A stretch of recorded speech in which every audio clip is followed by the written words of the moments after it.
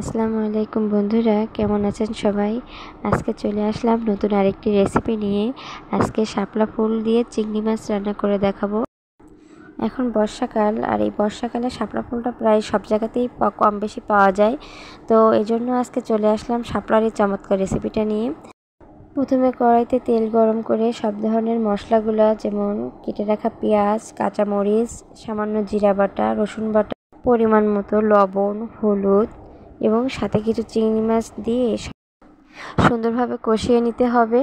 মশলাটা একটু ভাজা ভাজা করে নেব, সাথে সামান্য একটু পানি দিয়ে দেব যাতে মশলাটা পুড়ে না যায়। এখন কেটে রাখা শাপলা ফুলগুলোকে এর ভিতরে দিয়ে দিতে হবে।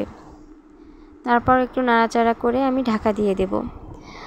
শাপলা ফুল রেসিপিটা রান্না খুবই সহজ রেসিপি, কিন্তু সহজের ভিতরে অসাধারণ রেসিপি, কেননা এর টেস্টটাও অতুলনীয়, খুবই মজা লাগে খেতে।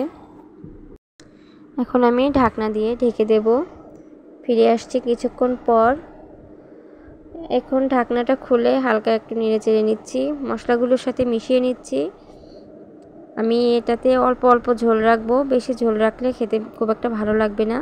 দেখুন বৃষ্টিতে আমাদের বাড়ির কি অবস্থা, সব জায়গায় পানি আর পানি। এদিকে আমার তরকারিটা প্রায় হয়ে আসছে। এখন আমি এতে একটু ভাজা জিরে গুঁড়া দিয়ে দেব, তাহলে ঘ্রাণটা খুব সুন্দর আসবে।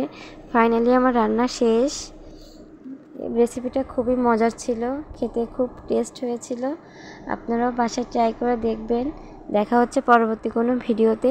সে পর্যন্ত ভালো থাকবেন, সুস্থ থাকবেন। আল্লাহ হাফেজ।